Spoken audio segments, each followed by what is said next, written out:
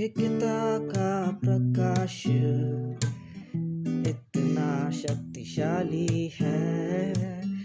एकता का प्रकाश इतना शक्तिशाली है कि वह संपूर्ण पृथ्वी को प्रकाशित कर सकता है, प्रकाशित कर सकता है। नमस्कार विद्यार्थी मित्र मैत्रिणींनो, आशा या कोर्समध्ये तुम्ही रजिस्टर केलेलं आहे. आता पहिल्या सेशनचा हा दुसरा भाग सुरू होत आहे. तुमचं मनापासून स्वागत आहे. पहिल्या भागामध्ये आपण स्किल्स म्हणजे काय, त्यांचं इम्पॉर्टन्स काय आहे, त्यांचं महत्त्व काय आहे याबद्दल जाणून घेतलं. त्यानंतर सॉफ्ट स्किल्स हे तुमच्या आयुष्यासाठी, कारण त्यांना आपण मराठीमध्ये जीवन कौशल्य असंही म्हणतो, ते तुमच्या आयुष्यासाठी, दैनंदिन जीवनासाठी, तुम्ही आता महाविद्यालयीन विद्यार्थी आहात त्या दशेमध्ये, त्यानंतर तुमच्या कुटुंबामध्ये, तुमच्या भावी फ्युचर प्रोफेशनमध्ये ह्या सगळ्याचा कसा उपयोग होणार आहे हे सुद्धा आपण जाणून घेतलेलं आहे. आता आशा या कोर्सची एक इंटरेस्टिंग गोष्ट मी तुम्हाला सगळ्यांना सांगते की हा जो कोर्स आहे तो सिनारिओ बेस्ड कोर्स आहे. म्हणजेच काय की या सेशन पासून तुमच्या बरोबर एक कथानक असणार आहे, एक स्टोरी असणार आहे आणि ह्या सिनारिओमध्ये तुमच्याच वयाची काही स्टुडंट्स आहेत जे जस्ट ग्रॅज्युएट झालेले आहेत आणि आता त्यांनी नोकरी घेतलेली आहे. तर बघूया या कथानकामध्ये काय होतंय. हे जे कथानक आहे ते या पहिल्या सेशनपासनं ते शेवटच्या सेशनपर्यंत तुमच्याबरोबर असणार आहे आणि या कथानकाच्या आधारे आपण अनेक संकल्पना आणि अनेक जी कौशल्य आहेत, काही अभिवृत्ती आहेत, ह्यांच्याबद्दल सुद्धा एक दैनंदिन जीवनात त्याचा कसा आपण वापर करू शकतो या दृष्टिकोनातनं चर्चा करणार आहोत. तर तुमचं पुन्हा एकदा मनापासून स्वागत आहे. आपण या कथानकाला सुरुवात करूया. सो या कथानकाचं जे मुख्य पात्र आहे ते म्हणजे रवीना. ऑलराईट. सो रवीना नुकतीच कॉलेजमधून ग्रॅज्युएट होऊन एका कन्सल्टन्सी फर्ममध्ये प्रशिक्षणार्थी म्हणून रुजू झाली आहे. ती खूप खुश होती. तिने तिच्या बॅचमध्ये अव्वल स्थान मिळालं होतं, पहिली आली होती. महाविद्यालयीन शिक्षणादरम्यान जे काही ती शिकली होती त्याबद्दल तिला पूर्ण विश्वास होता की मला भरपूर मार्क्स मिळालेले आहेत, माझ्याकडे भरपूर नॉलेज आहे, इन्फॉर्मेशन आहे आणि मी नक्कीच चांगलं करू शकेन असं तिला वाटत होतं. मग पुढे काय झालं की जेव्हा तिने तिच्या कामाच्या नवीन ठिकाणी प्रवेश केला तेव्हा तिचं स्वागत हसरे चेहरे आणि प्रेमळ शब्दांनी केलं गेलं. त्यामुळे तिला खूपच छान वाटलं. स्वतःचं झालेलं स्वागत बघून तिला अगदी सहज वाटलं आणि एक प्रकारची शांतता अनुभवता आली. नाहीतर तिला थोडंसं असं टेन्शन होतं की काय होईल कामाच्या ठिकाणी, पण तसं काही झालं नाही. सर्व प्रशिक्षणार्थींना कॉन्फरन्स रूममध्ये बसायला सांगण्यात आलं. तिथे तिच्यासारखीच नवीन पदवीधर मुले मुली बसलेली होती.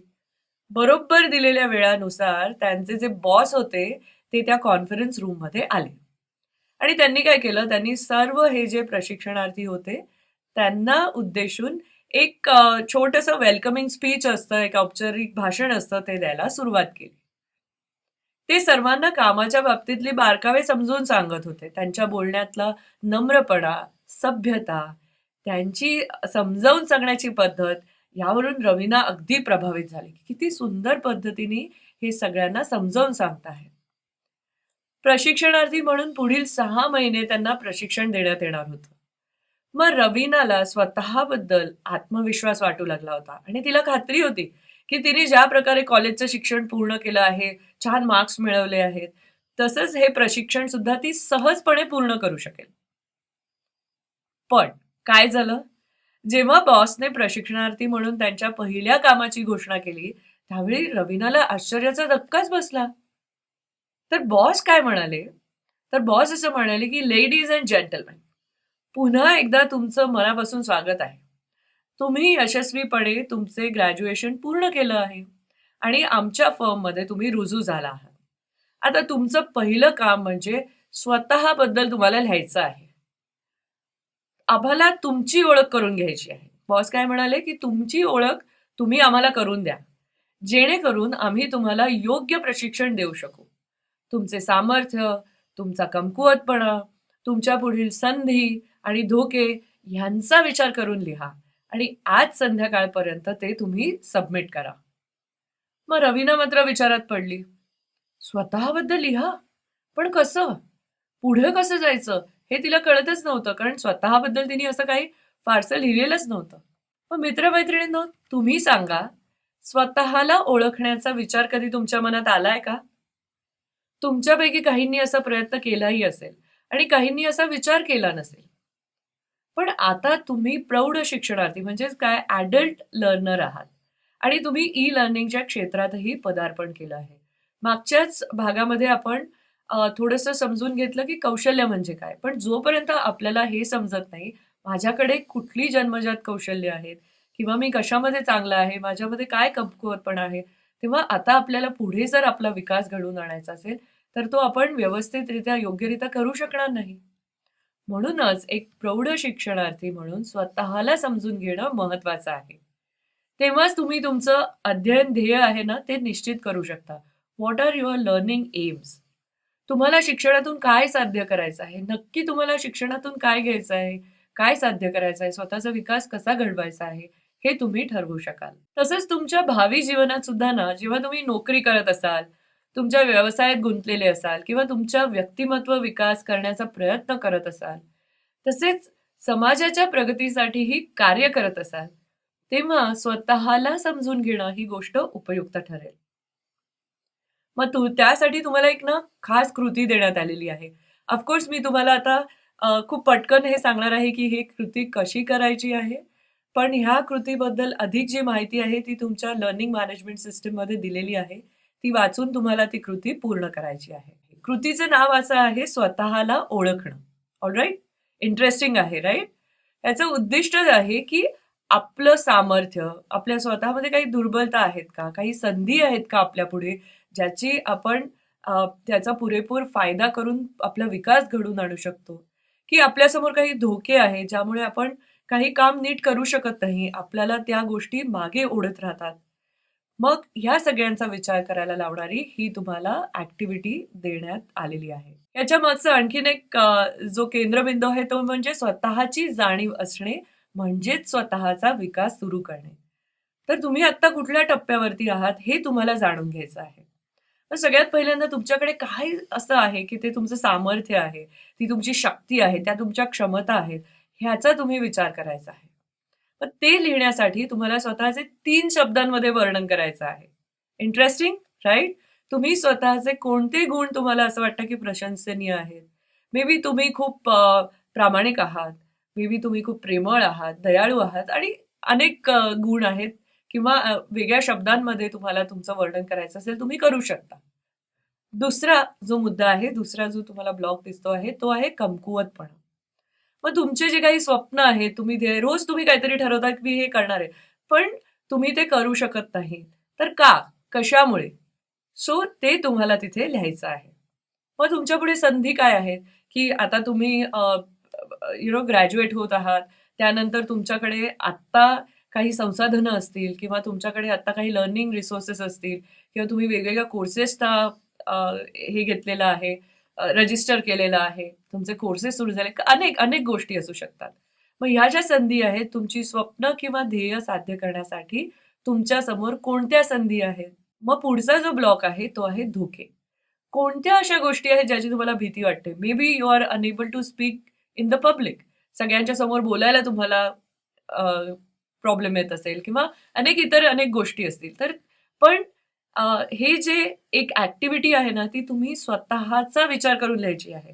कारण विकास हा तुम्ही स्वतःचा करणार आहात, बरोबर? मग आता आपल्या स्टोरीकडे परत जाऊया. ओके, ही ॲक्टिव्हिटी रवीनानी आणि तिच्या मित्रमैत्रिणींनी सुद्धा केलेली आहे. सो रवीनानी स्वतःचा पहिला जो टास्क होता, त्यांना टास्क दिला गेला होता, तो यशस्वीरित्या आणि वेळेत पूर्ण केला. ती खूप खुश होती. ती आता स्वतःला अधिक चांगल्या प्रकारे समजू शकत होती आणि तिच्यामध्ये काय उणिवा आहेत, तिच्यामध्ये काय बलस्थानं आहेत आणि त्यांना कसं रूपांतरित करावं याची योजना सुद्धा तिने तयार केलेली होती. त्याचा तिला जास्त आनंद झाला होता की आता मला माहितीये कुठे जायचं आहे. मग काय झालं? दुसऱ्या दिवशी सकाळी त्यांचे बॉस कॉन्फरन्स रूममध्ये आले. त्यांनी सर्वांना उद्देशून एक छान स्मितहास्य केलं आणि अतिशय एक वेलकमिंग ॲटिट्यूडने ते म्हणाले सगळ्यांना की प्रशिक्षणार्थी मित्रमैत्रिणींनो, तुमचे पहिले म्हणजे या प्रशिक्षण कार्यक्रमाचा तुमचा पहिला हा जो प्रयत्न होता तो चांगला होता.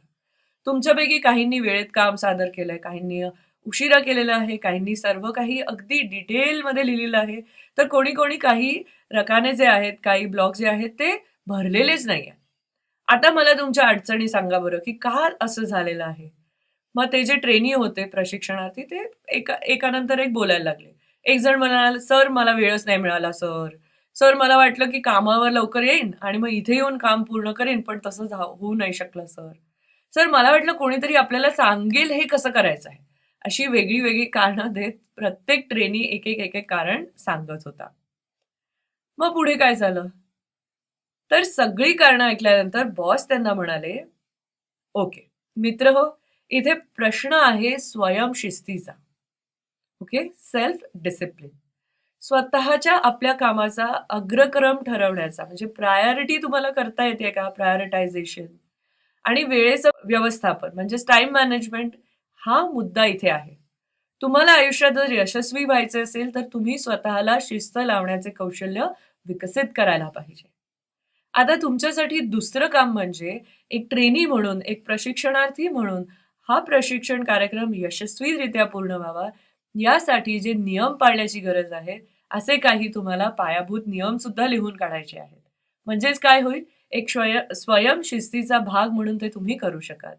प्रिय मित्र-मैत्रिणींनो, तुम्हालाही ही ॲक्टिव्हिटी देण्यात आलेली आहे, की हा जो आशा कोर्स आहे, तो संपूर्णपणे चांगल्या पद्धतीने पूर्ण करण्यासाठी तुम्ही काही नियम स्वतःसाठी लिहायचे आहेत. म्हणजेच ते तुमच्या सेल्फ डिसिप्लिनचा भाग होणार आहे. ऑफकोर्स सेल्फ डिसिप्लिनबद्दल आपण थोड्या वेळाने बोलणारही आहोत. मग काय झालं, पुन्हा एकदा रवीना आश्चर्यचकित झाली. तिला असं वाटायचं की नियम हे आपण कसे तयार करायचे स्वतःसाठी? नियम तर नेहमी अधिकारी वगैरे करतात किंवा एखाद्या संस्थेचे अधिकारी असतात किंवा कॉलेजमध्ये वगैरे आपले सर मॅडम असतात किंवा घरी आपले पालक असतात. ते आपल्याला सांगतात की हे तुमचे नियम आहेत आणि यांचं तुम्ही पालन करायचं आहे. पण आता इथे टास्क काय होती, की स्वतःसाठी नियम कसे तयार करायचे? मग परत तिचा गोंधळ उडाला. मग परत तिच्या मनामध्ये प्रश्न आला, स्वयंशिस्त म्हणजे नक्की काय? तर हे सगळे प्रश्न तिच्या मनामध्ये आलेले आहेत आणि ऑफकोर्स प्रिय मित्र-मैत्रिणींनो, हे जे सगळे शब्द प्रश्न आहेत, हे तुमच्याही मनात आलेले आहेत. मग प्रिय विद्यार्थी मित्र-मैत्रिणींनो, आता या सत्रामध्ये तुम्ही कोणती कौशल्य शिकणार आहात ते बघूया.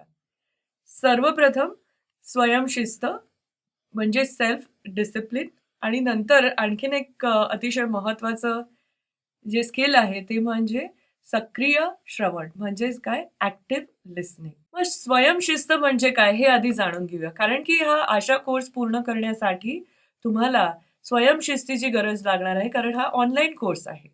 त्यामुळे ज्या काही ॲक्टिव्हिटीज आहेत, ज्या काही तुम्हाला गृहस्वाध्याय देण्यात येणारे आहेत, ते बरोबर वेळेत करणं आणि सेशनच्या नंतर करणं ह्यासाठी तुम्हाला स्वतःवरती नियंत्रण ठेवावं लागणार आहे. आणि जसं मी मगाशी म्हटलं, की तुम्ही ॲडल्ट लर्नर्स आहात. त्यामुळे आता तुमच्यावरती कोणी तुमच्या मागे लागणारं कोणी नाहीये. तुम्हाला स्वतःला हा जो अभ्यास आहे तो करायचा आहे. मग स्वयंशिस्त म्हणजे स्वतःवर नियंत्रण ठेवण्याची आणि स्वतःला कठोर परिश्रम करण्याची किंवा एखाद्याने काय करावे हे सांगण्याची गरज न ठेवता एखाद्या विशिष्ट मार्गाने वागण्याची क्षमता म्हणजे याला आपण स्वयंशिस्त असं म्हणतो. मग स्वयंशिस्त महत्वाची काय आहे हे बघूया. आपल्या जीवनामध्ये स्वयंशिस्त लावण्याच्या कौशल्याचा अभ्यास करून तुम्ही काय काय करू शकता? तर तुम्ही वेळेचे व्यवस्थापन कार्यक्षमतेने करू शकता. जे काही करत आहात त्यामध्ये सक्रियपणे, ॲक्टिव्हपणे भाग घेऊ शकाल. लक्ष केंद्रित करू शकाल. You will be able to be focused. तुमचे ध्येय गाठण्यासाठी योग्य मार्गाचा अवलंब करू शकाल. आणि सगळ्यात महत्त्वाचं तुम्ही ना स्वतःवरती नियंत्रण ठेवू शकाल, ताबा ठेवू शकाल. आत्ता हा विचार आला, आत्ता तो विचार आला, तो सगळं बाजूला करून तुम्ही कॉन्सन्ट्रेट करू शकाल. आणि तुमच्या शैक्षणिक क्षेत्रात चांगली कामगिरी सुद्धा तुम्ही करू शकणार आहात. या सर्वांसाठी स्वयंशिस्त ही महत्वाची आहे. आणखीन एक मुद्दा तुम्हाला सांगायचा होता म्हणजे अपेक्षांचे दडपण न ठेवता योग्यरित्या तुम्ही काम करू शकाल. कारण तुम्ही स्वयंशिस्त स्वतःला लावलेली आहे आणि त्याचा तुम्हाला फायदा होणार आहे. दैनंदिन जीवनामध्ये स्वयंशिस्त विद्यार्थ्यांना कशी मदत करू शकते हे पण आपण बघूया. की विद्यार्थी म्हणून तुम्ही अनेक उपक्रम म्हणजे अनेक गोष्टी करत असतात, बरोबर आहे की?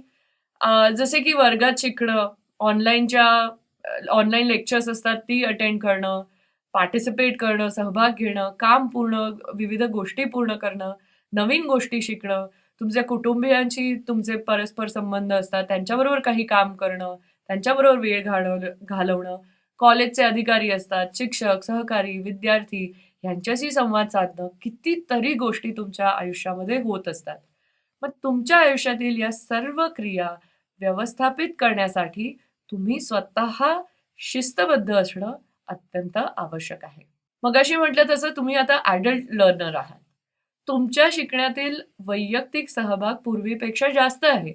कारण काय आहे ना, पदव्युत्तर शिक्षण घेण्यापूर्वीचं शिक्षण मुख्यतः शिक्षक केंद्रीय असतं. सगळे शिक्षक नेहमी असतात, ते तुम्हाला सांगत असतात काय करायचं, कुठे जायचं, कसं करायचं. पण आता मात्र तुम्ही महाविद्यालयात प्रवेश केल्यानंतर तुम्हाला तुमच्या शिक्षणाचं स्वतःचं व्यवस्थापन करावं लागतं. हे तुमच्याही लक्षात आलं असेल. टाईम टेबलचं अनुसरण करायचं आणि मूल्यांकन करण्यासाठी जे काही किंवा मूल्यमापनासाठी जे काही काम दिलेलं असतं, ते बहुतेक वेळा स्वतःच तुम्हाला करावं लागतं. मग पदव्युत्तर महाविद्यालयात ही एक अशी जागा आहे जिथे शिक्षण मुक्त संरचनात्मक असतं आणि विद्यार्थी मार्गदर्शन आवश्यक तिथेच केलं जातं जिथे त्याची गरज असते. तुम्ही आता ई-लर्निंगचा एक भाग आहात जिथे स्वयंशिस्त तुमचे लक्ष केंद्रित करण्यात आणि तुमच्या शिक्षणाचं ध्येय गाठण्यास अत्यंत महत्त्वपूर्ण भूमिका बजावते. मग स्वयंशिस्त पाळण्याचे काही फायदे आहेत जे मी तुम्हाला सांगू इच्छिते, की स्वयंशिस्तीचं अनुसरण करून तुम्ही तुमच्या भावना आणि स्वभाव म्हणजे मूड स्विंग्स ज्याला म्हणतो, त्याच्यावर नियंत्रण ठेवण्यास सक्षम व्हाल. म्हणजे आता तुम्हाला बोर होतंय, आता तुम्हाला वाटतंय आता नकोच, मी करायलाच नको, मी काहीच काम करायला नको. सो असं करण्यापासून परावृत्त तुम्हाला काय करेल तर स्वयंशिस्त. तुम्हाला वेळोवेळी जे वेगवेगळं वाटतं त्याऐवजी तुम्ही तुमच्या ध्येयाशी अधिक जोडले जातायत असं तुम्हाला वाटेल. कारण ना विद्यार्थ्यांमध्ये असं होतं बऱ्याच वेळा, की आळशीपणा वाटतो किंवा काम न करण्याबद्दल सबब देण्याची एक सामान्य प्रवृत्ती असते. मी उद्या करतो, मी बघतो, जमलं तर करतो. पण जर स्वयंशिस्त तुमच्यामध्ये असेल तर तुम्हाला सकारात्मक दृष्टिकोन ठेवता येईल आणि काहीतरी मिळवण्याची भावना टिकून ठेवेल स्वयंशिस्त आणि तुम्ही मूड स्विंग पासून दूर राहाल. तुम्ही तुमच्या उद्दिष्टे गाठण्याच्या दिशेकडे लक्ष देऊन तुमचा राग असेल, अहंकार असेल यासारख्या नकारात्मक दृष्टिकोनाचं व्यवस्थापन करण्यास सक्षम व्हाल. अँगर मॅनेजमेंट तुम्ही ऐकले असेल हे टर्म. मग स्वयंशिस्तीमुळे तुम्ही सकारात्मक परिणामांसाठी तुमच्या विचारांवर नियंत्रण ठेवण्यास शिकणार आहात. दुसरा एक आणखीन फायदा आपल्याला काय होणार आहे, की तुम्ही स्वतःची ओळख तयार करण्यासाठी सक्षम व्हाल. Imagine when you are self discipline. तर काय होईल तर इतरांच्या जीवनात बदल घडवून आणणारी एक व्यक्ती म्हणून तुमच्याकडे पाहिलं जाईल. तुम्ही सगळ्या गोष्टी वेळेवर कराल, तत्परतेने कराल, पूर्ण कराल, इतरांना मदत कराल. मग इतरांद्वारे तुम्हाला सकारात्मक आदर्श किंवा एक रोल मॉडेल म्हणून समजलं नाही ही जी व्यक्ती आहे ती नेहमी वेळेवरती सगळं करते, अगदी शिस्तीमध्ये तिचं काम चालतं. तुम्ही प्रत्यक्षात तुमची स्वतःची ओळख तयार करण्यास सक्षम होणार आहात. तिसरा फायदा काय आहे, की तुम्ही तुमच्या कमकुवतपणाचे मूल्यमापन करून त्याच्यावर मात करू शकाल. स्वयंशिस्त पाळल्यास तुम्ही तुमचा कमकुवतपणा दूर करण्याचा प्रयत्न करू शकता. अगदी सोपी गोष्ट सांगते, की एखाद्या वेळेस तुमचं लिखाण चांगलं नसेल, तर तुम्हाला ते वेळेत जर पूर्ण करायचं असेल, तर एक शिस्तीचा भाग म्हणून तुम्ही त्याचा सराव करत राहाल, प्रॅक्टिस करत राहाल आणि तो जो कमकुवतपणा आहे त्याच्यापासून बाहेर याल. तुम्ही स्वतःच्या विकासासाठी तुमचे कुटुंब, मित्रपरिवार, समुदाय आणि समाज यांच्या प्रगतीमध्ये मोठ्या प्रमाणात मदत करू शकाल. चौथा जो एक छोटासा मुद्दा आहे तो म्हणजे तुम्ही तुमच्या पुढील असलेली आव्हानं, जे काही चॅलेंजेस असतात, ते सोडवण्यासाठी योग्य व्यवस्थापन करण्यास सक्षम व्हाल. तुम्ही जर स्वयंशिस्त स्वतःला लावली, तर तुम्ही तुमच्या समोर उपस्थित असलेल्या आव्हानांना तोंड देण्यासाठी सक्षम व्हाल. तुम्ही वेळ, लोक आणि तुमच्या जीवनशैलीचे व्यवस्थापन करण्यास सक्षम होणार आहात. तुमच्या सभोवतालच्या परिस्थितीच्या उन्नतीसाठी नेहमीच तुम्ही प्रयत्न कराल. तुमच्या विचारात आणि कृतीत अधिक सर्जनशील म्हणजेच काय अधिक क्रिएटिव्ह होण्याचा प्रयत्न करा. जे स्वतःची शिस्त पाळत नाहीत अशा लोकांच्या तुलनेत तुम्ही अधिक यश मिळवण्यासाठी सक्षम असाल. मग स्वयंशिस्त लावण्याचा हे जे कौशल्य आहे त्याचा तुम्ही सराव अभ्यास कसा करू शकतात? तर सगळ्यात पहिल्यांदा what is important to keep an aim. सर्वप्रथम तुमचं जे काही ध्येय आहे ते तुम्हाला ठरवायचं आहे. मग तुमच्या सभोवताली जे अवांछित अडथळे आहेत त्यांना दूर करण्याचा तुम्ही प्रयत्न करा. त्यानंतर पुढे जाऊन जो टप्पा आहे तो म्हणजे आपल्या स्वतःला ओळखा. ही कृती वेळोवेळी करा. ही आत्ताच करायचं असं नाही. एक 6 महिन्यांनी, 1 वर्षांनी ती कृती सारखी करत राहा. त्यानंतर विश्रांती घेण्यासाठी जी कामगिरी पाडली आहे त्यासाठी आनंदी होण्यासाठी थोडासा वेळ द्या. की तुम्ही काहीतरी अचीव्ह केलं असेल तर एन्जॉय दॅट मोमेंट. आराखडा तयार करा. क्रिएट अन ॲक्शन प्लॅन. आराखडा तयार करा जेणेकरून तुम्ही तुमच्या योजनांचं अनुसरण करणं सुनिश्चित करू शकता. तुमचा वेळ आणि काम यांचं व्यवस्थापन म्हणजे टाइम मॅनेजमेंट आणि तुमचं जे वर्क आहे त्या सगळ्याचा दोन्हीचा जो मेळ आहे तो तुम्हाला घालायला पाहिजे. म्हणून वेळ आणि कार्य यांचं व्यवस्थापन करण्यासाठी तंत्रज्ञानाचा अनुकूल वापर करा. हल्ली आपल्याकडे मोबाईल हा एक डिव्हाइस आहे. अनेक दुसरे डिव्हाइसेस असतील त्यांचा तुम्ही वापर करू शकता आणि नक्कीच तुमचं सेल्फ डिसिप्लिन जे आहे त्याचा सराव करू शकता. सो विद्यार्थी मित्रमैत्रिणींनो, आपला हा भाग इथे संपलेला आहे. आपण आत्तापर्यंत कौशल्य तुमच्या जीवनासाठी महत्वाची का आहेत, सॉफ्ट स्किल्स आपण का शिकायला पाहिजे, त्यानंतर तुम्ही आत्ताच्या टप्प्यावरती आहात, त्या टप्प्यावरती तुम्ही स्वतःला का ओळखलं पाहिजे, ते का महत्वाचं आहे यावरतीही चर्चा केली. आणि या भागामध्ये आपण सेल्फ डिसिप्लिन हे कौशल्य शिकलेलो आहोत आणि ते कौशल्य तुम्ही त्याचा सराव करून विकसित कसे करू शकता याच्यासाठी पण तुम्हाला थोड्याशा टिप्स देण्यात आलेल्या आहे. हा भाग इथे संपलेला आहे. धन्यवाद.